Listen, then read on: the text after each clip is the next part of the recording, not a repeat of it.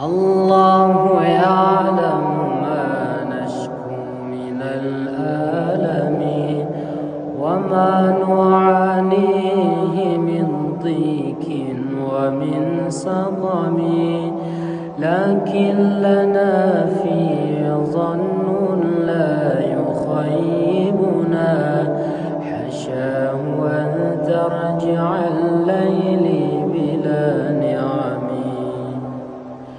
كم جات من فضله قبل السؤال، وكم أعطى وأغنى بمحض الجود والكرم.